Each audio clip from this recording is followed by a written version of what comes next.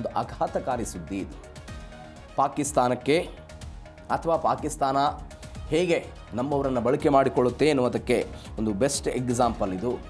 ಒಬ್ಬ ರಕ್ಷಣೆ ಮಾಡಬೇಕಾದಂಥ, ದೇಶವನ್ನು ರಕ್ಷಣೆ ಮಾಡಬೇಕಾದಂಥ ಸೇನಾಧಿಕಾರಿ ಶತ್ರು ದೇಶಕ್ಕೆ ಮಾಹಿತಿಯನ್ನು ಕೊಟ್ಟಿದ್ದಾರೆ ಎನ್ನುವಂಥ ಗಂಭೀರ ಆರೋಪ ಭಾರತೀಯ ವಾಯುಪಡೆಯ ಒಬ್ಬ ವ್ಯಕ್ತಿಯ ವಿರುದ್ಧ ಇಂಥದ್ದೊಂದು ಆರೋಪ ಕೇಳಿಬಂದಿದೆ. ಹೀಗಾಗಿ ಅವರನ್ನು ಬಂಧಿಸುವ ಹಂತಕ್ಕೆ ಹೋಗಿದೆ. ಹೆಂಗಾಯ್ತು ಇದು ಘಟನೆ, ಏನು ಎತ್ತ ಡೀಟೇಲ್ಸ್ ಆಗಿ ನೋಡ್ತಾ ಹೋಗೋಣ.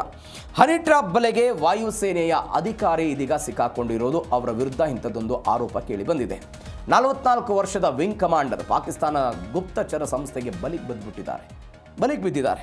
ದೇಶದ ಅತ್ಯಂತ ಸೂಕ್ಷ್ಮ ಮತ್ತು ರಕ್ಷಣಾ ಮಾಹಿತಿಯನ್ನು ಸೋರಿಕೆ ಮಾಡಿರುವಂಥ ಗಂಭೀರ ಆರೋಪ ಅವರ ವಿರುದ್ಧ ಕೇಳಿಬಂದಿದೆ. ದಿಲ್ಲಿ ಪೊಲೀಸರ ಸ್ಪೆಷಲ್ ಸೆಲ್ನಿಂದ ನ್ಯಾಯಾಲಯಕ್ಕೆ ಚಾರ್ಜ್ ಶೀಟನ್ನೆಲ್ಲ ಸಲ್ಲಿಕೆ ಮಾಡಿದರು. ಇದೀಗ ತಿಹಾರ್ ಜೈಲಿನಲ್ಲಿ ವಿಂಗ್ ಕಮಾಂಡರ್ ಇದ್ದಾರೆ. ವಾಯುಪಡೆ ಘಟಕದಲ್ಲಿ ಇವರೆಲ್ಲ ಕಾರ್ಯನಿರ್ವಹಿಸ್ತಾ ಇದ್ರು. ಹಿರಿಯ ಅಧಿಕಾರಿ, 44 ವರ್ಷ. ಇದು ಹನಿ ಟ್ರ್ಯಾಪ್ಗೆ ಒಳಗಾಗಿ ದೇಶದ ಆಂತರಿಕ ಮಾಹಿತಿ, ಭದ್ರತೆ ವಿಚಾರಕ್ಕೆ ಸಂಬಂಧಪಟ್ಟಂಥ ಮಾಹಿತಿಯನ್ನು ಇವರು ಕೊಟ್ಟಿದ್ದಾರೆ ಎನ್ನುವಂತಹ ಆರೋಪ ಇವರ ಮೇಲೆ ದೊಡ್ಡ ಮಟ್ಟದಲ್ಲಿ ಬಂದಿದೆ. ಹೀಗಾಗಿ ಸಹೋದ್ಯೋಗಿಯ ಮೊಬೈಲ್ಗೆ ಡೇಟಾ ಕದಿಯುವಂಥ ಮಾಲ್ವೇರ್ ಆ್ಯಪ್ ಇನ್ಸ್ಟಾಲ್ ಮಾಡೋದಕ್ಕೆ ಯತ್ನಿಸಿದ್ದಾರೆ ಎನ್ನುವಂಥ ಗಂಭೀರ ಆರೋಪವೂ ಕೂಡ ಇವರ ವಿರುದ್ಧ ಇರೋದು. ಇದೀಗಾಗಿ ಒಂದು ಸುದೀರ್ಘವಾದಂಥ ಚಾರ್ಜ್ ಶೀಟನ್ನು ಇವರ ವಿರುದ್ಧ ಮಾಡಲಾಗಿದೆ. ಎಲ್ಲದರ ನಡುವೆ ಖಾಸಗಿ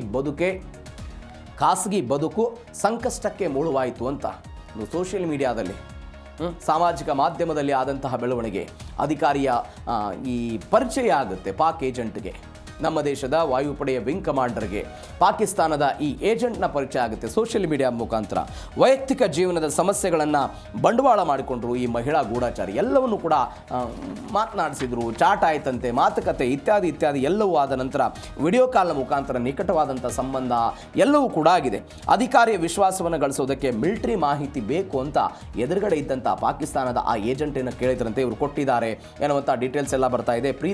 ಪ್ರೀತಿಯ ನಾಟಕವನ್ನಾಡಿ ದೇಶದ ರಹಸ್ಯ ಮಾಹಿತಿಗಳನ್ನು ಕದಿಯೋದಕ್ಕೆ ಪಾಕಿಸ್ತಾನ ಇಂಥದ್ದೊಂದು ಕುತಂತ್ರ ಬುದ್ಧಿಯನ್ನು ಅನುಸರಿಸ್ತಾ ಅನ್ನುವಂಥ ಪ್ರಶ್ನೆ ಎಲ್ಲ ಬರ್ತಾ ಇದೆ. ತನಿಖೆ ನಂತರ ಗೊತ್ತಾಗುತ್ತೆ.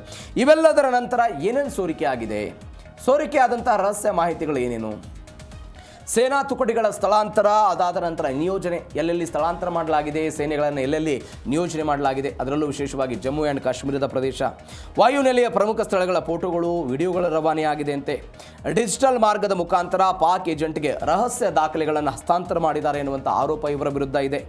ವಾಯುಪಡೆಯ ಯುದ್ಧ ಸಿದ್ಧತೆ, ಕಾರ್ಯತಂತ್ರ, ನಾವು ಯಾವ ರೀತಿಯಾಗಿ ಕಾರ್ಯತಂತ್ರವನ್ನು ಮಾಡ್ತೀವಿ, ಯಾವ ರೀತಿಯಾಗಿ ಭಾರತೀಯ ವಾಯುಪಡೆ ಆಗಿರ್ಬೋದು ಎಲ್ಲವೂ ಕೂಡ ಸನ್ನದ್ಧ ಸ್ಥಿತಿಯಲ್ಲಿದೆ, ಯಾವ ರೀತಿಯಾಗಿದೆ, ಏನು ಎತ್ತ ಎಲ್ಲದರ ಮಾಹಿತಿಯನ್ನು ಕೂಡ ಕೊಟ್ಟಿದ್ದಾರೆ ಎನ್ನುವಂಥ ಆರೋಪ ಇದೆ. ದೇಶದ ಭದ್ರತೆಗೆ ದೊಡ್ಡ ಅಪಾಯವನ್ನು ಈ ವಿಂಗ್ ಕಮಾಂಡರ್ ತಂದಿಟ್ಟಿರೋದು. ನೋಡಿ, ದೇಶದ ರಕ್ಷಣೆ ಮಾಹಿತಿ ಅಂತ ಹೇಳಿದ್ರೆ ಎಂಥ ನಿಮಗೆ ಈ 2019-20 ಆಸುಪಾಸಿನಲ್ಲಿ ನಾವು ಉರಿಯನ್ನು ದಾಳಿ ಮಾಡಿದ್ವಲ್ಲ, ಉರಿಯಾದ ನಂತರ ಅಭಿಮನ್ಯು ಅವರನ್ನು ಎಳೆದುಕೊಂಡು ಹೋಗ್ತಾರೆ. ಅವ್ರಿಗೆ ಚಿತ್ರಹಿಂಸೆ ಕೊಟ್ಟರು. ಯಾವುದಾದ್ರೂ ಒಂದು ಮಾಹಿತಿ ಯಾವತ್ತಾದರೂ ಅಭಿಮನ್ಯು ಬಿಡುಗಡೆ ಮಾಡೋ ಪ್ರಯತ್ನ ಮಾಡಿದ್ರೆ ಇಲ್ಲ, ಏನೇ ಚಿತ್ರಹಿಂಸೆ ಕೊಟ್ಟರು ಅದನ್ನು ತಾಳಿಕೊಂಡು ವಾಪಸ್ ಭಾರತಕ್ಕೆ ಬಂದಿದ್ದರು. ಅಂತಹ ಮಾದರಿ ಆಗಬೇಕಾಗಿತ್ತು. ಬಟ್ ಇಂಥದ್ದೊಂದು ಗಂಭೀರ ಆರೋಪ ಇದೀಗ ವಿಂಗ್ ಕಮಾಂಡರ್ ವಿರುದ್ಧ ಬಂದಿದೆ. ನೋಡೋಣ ಏನಾಗುತ್ತೆ ಅಂತ. ಸ್ಪೈವೇರ್ ಮುಖಾಂತರ ಸಹೋದ್ಯೋಗಿಗೂ ಕೂಡ ಕನ್ನ ಹಾಕಿರುವಂಥ ಆರೋಪ ಇದೆ.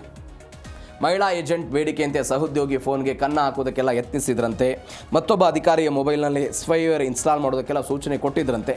ಡೇಟಾ ಕದಿಯೋದಕ್ಕೆ, ಲೊಕೇಶನ್ ಟ್ರ್ಯಾಕ್ ಮಾಡೋದಕ್ಕೆ ಬಳಸುವಂತಹ ಒಂದು ಆ್ಯಪ್ ಇದು. ಸಹೋದ್ಯೋಗಿಯ ಸಂವಹನಗಳನ್ನು ಪ್ರತಿಬಂಧನ ಮಾಡೋದಕ್ಕೆಲ್ಲ ಸಂಚು ರೂಪಿಸಿದ್ರಂತೆ. ಈಗ ಬರ್ತಾ ಇದೆ ಇದೆಲ್ಲ ಡೀಟೇಲ್ಸ್. ಇದು ವಾಯುಪಡೆ ಗುಪ್ತಚರ ವಿಭಾಗದಲ್ಲಿ ರೆಡ್ ಹ್ಯಾಂಡ್ ಆಗಿ ಇದೀಗ ಅಧಿಕಾರಿ ಸಿಕ್ಕು ಬಂದ ನಂತರ ಅವ್ರನ್ನ ತಿಹಾರ್ ಜೈಲಿಗೆ ಕಳಿಸಿದ್ದಾರೆ. ಚಾರ್ಜ್ ಶೀಟ್ ಎಲ್ಲವೂ ಕೂಡ ಸಲ್ಲಿಕೆ ಆಗಿದೆ. ತನಿಖೆಯನ್ನು ಮಾಡ್ತಾ ಇದ್ದಾರೆ. ಏನೇನಾಗಿದೆ, ಏನು ಎತ್ತ ಅನ್ನೋದ್ರ ಬಗ್ಗೆ ತನಿಖೆ. ಅಂದರೆ ಸೋಷಿಯಲ್ ಮೀಡಿಯಾದಿಂದ ಶುರುವಾದಂತಹ ಈ ಎಲ್ಲ ಪ್ರಕರಣ ಇಲ್ಲಿಗೆ ಬಂದು ನಿಂತಿದೆ. ಎಲ್ಲದರ ಜೊತೆಗೆ ರಾಷ್ಟ್ರದ್ರೋಹಕ್ಕೆ ಜೀರೋ ಟಾಲರೆನ್ಸ್. ಅಧಿಕೃತ ರಹಸ್ಯಗಳ ಕಾಯ್ದೆಯಡಿ ಪ್ರಕರಣ ದಾಖಲಾಗಿದೆ. ಆಂತರಿಕ ತನಿಖೆ ನಡೆಸಿ ದಿಲ್ಲಿ ಪೊಲೀಸರೆಲ್ಲ ಆರೋಪಿಯನ್ನು ಹಸ್ತಾಂತರ ಮಾಡಿದ್ದಾರೆ. ತಿಹಾರ್ ಜೈಲಲ್ಲಿ ಇರೋದನ್ನು ನೋಡ್ತಾ ಇದ್ದೀವಿ. ಬೇಹುಗಾರಿಕೆ ಜಾಲದ ಕುರಿತಂತೆ ಸಮಗ್ರವಾದಂಥ ತನಿಖೆ ನಡೀತಾ ಇದೆ. ರಾಷ್ಟ್ರ ವಿರೋಧಿ ಕೃತ್ಯದ ವಿರುದ್ಧ ರಾಜಿ ಇಲ್ಲ ಅಂತ ಭಾರತೀಯ ಸೇನೆ ಹೇಳ್ತಾ ಇರೋದು. ಸೋಷಿಯಲ್ ಮೀಡಿಯಾ ಬಳಸುವಾಗ ಎಚ್ಚರಿಕೆಯಿಂದ ಇರಬೇಕು ಅಂತೆಲ್ಲ ಹೇಳ್ತಾ ಇದೆ. ನಾವು ಮೊನ್ನೆ ಕಾರ್ಗಿಲ್ ವಿಚಾರಕ್ಕೆ ಸಂಬಂಧಪಟ್ಟಂತೆ ಮಾತನಾಡುವಾಗ ಹೇಳ್ತಾ ಇದ್ವಿ, ಮೊದಲು ಯಾರು ಕಾರ್ಗಿಲಲ್ಲಿ ಪಾಕಿಸ್ತಾನದವ್ರು ಬಂದಿದ್ದಾರೋ ಇಲ್ಲವಂತ 5 ಜನರ ತಂಡ ಹೋಯ್ತಲ್ಲ, ಆ 5 ಜನರ ತಂಡವನ್ನು ಸೆರೆ ಹಿಡಿದ ನಂತರ ಅವ್ರಿಗೆ ಸಿಗರೇಟ್ನಿಂದ ಸುಟ್ಟರು, ಬೆರಳುಗಳನ್ನು ಕಟ್ ಮಾಡೋ ಪ್ರಯತ್ನ ಮಾಡಿದ್ರು. ನಿಮ್ಮ ದೇಶದ ಆಂತರಿಕ ಮಾಹಿತಿಯನ್ನು ಕೊಡಿ, ರಕ್ಷಣೆ ಮಾಹಿತಿಯನ್ನು ಕೊಡಿ ಅಂತೆಲ್ಲ ಹೇಳೋ ಪ್ರಯತ್ನವನ್ನು ಮಾಡಿದ್ರು. ಅವ್ರಿಗೆ ವಿಪರೀತವಾದಂಥ ಟಾರ್ಚರ್ ಅನ್ನು ಕೊಟ್ಟರು. ಭಾರತ ಅವರನ್ನು ವಾಪಸ್ ಹೆಂಗೆ ತೆಗೆದುಕೊಂಡು ಬಂದಿದ್ದು, ಮೃತದೇಹಗಳನ್ನು ತೆಗೆದುಕೊಂಡು ಬರೋ ಪ್ರಯತ್ನವಾಯಿತು. ಅಷ್ಟೆಲ್ಲ ಟಾರ್ಚರ್ ಕೊಟ್ಟ ನಂತರವೂ ಕೂಡ ಸೌರಭ್ ಕಾಲಿಯಾ ನೇತೃತ್ವದ ತಂಡ ಒಂದೇ ಒಂದು ಮಾಹಿತಿಯನ್ನು ಕೊಟ್ಟಿರಲಿಲ್ಲ. ಆದರೆ ಇವತ್ತು ಸಾಮಾಜಿಕ ಮಾಧ್ಯಮದ ಯುಗ, ಒಂದು ಏಜೆಂಟ್ ಇಂಥದ್ದೊಂದು ಪ್ರಯತ್ನ ಆಗಿದೆ ಅಂತ ತನಿಖೆ ನಂತರ ಏನಿದೆ ಸತ್ಯಾಸತ್ಯತೆ ಹೊರಗೆ ಬರುತ್ತೆ.